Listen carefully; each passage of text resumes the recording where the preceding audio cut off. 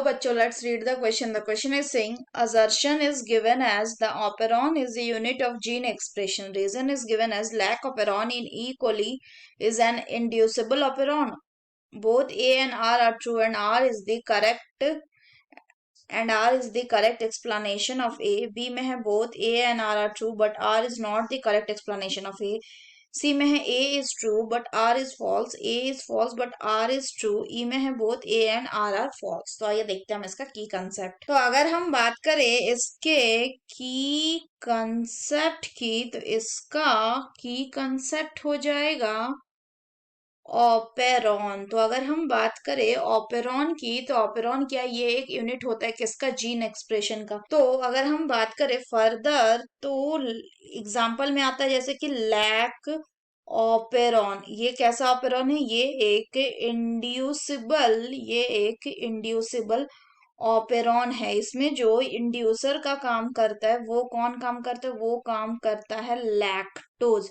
तो अगर हम लैक ऑपेरॉन की बात करें, तो जो लैक ऑपेरॉन होता है वो कुछ इस तरह का होता है. इसमें अगर हम बात करें कि क्या क्या प्रेजेंट होता है, तो it has a regulator gene जिसको आई से रिप्रेजेंट करते हैं. इसके अलावा इसमें प्रेजेंट होता है promoter, operator and structural gene Z, Y and A. तो ये हो गया स्ट्रक्चरल जीन्स.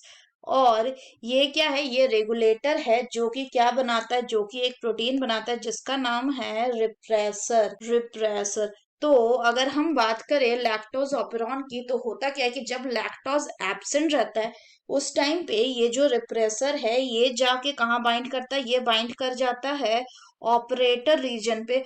और जब ये ऑपरेटर रीजन पे बाइंड होता है तो जो आरएनए पॉलीमरेज है वो ट्रांसक्रिप्शन नहीं कर पाता किसका, स्ट्रक्चरल जीन्स का. सो स्ट्रक्चरल जीन्स का क्या होगा, transcription transcription will not occur. ये कब, जब लैक्टोज जो है ये क्या है, ये एब्सेंट है.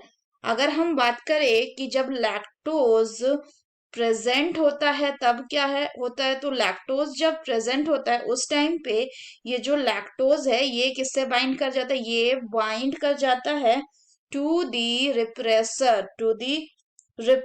और रिप्रेसर से ये बाइंड कर जाता है, तो इसीलिए अब जो ये रिप्रेसर प्रोटीन है ये क्या होगा, it cannot bind the operator. अब ये ऑपरेटर को बाइंड नहीं कर सकता. इसका मतलब ऑपरेटर क्या है, फ्री है.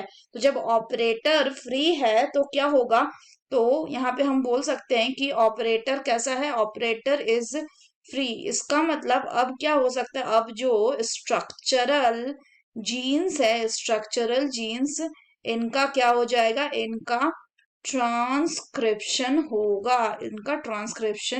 यानी इस केस में ऑपेरॉन जो है वो ऑन कंडीशन में रहेगा और इसमें कैसा था, इसमें ऑफ कंडीशन में.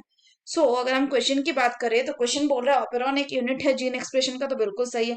दूसरा बोल रहा है लैक ऑपेरॉन जो ई कोलाई में है वो एक इंड्यूसिबल ऑपेरॉन है, तो ये भी बिल्कुल सही है, लेकिन ये इसका करेक्ट एक्सप्लेनेशन नहीं है. So the correct option will be option B, that is both A and R are true but R is not the correct explanation of A. So that's all for the question, bachcho. Hope you understood it well. Best of luck.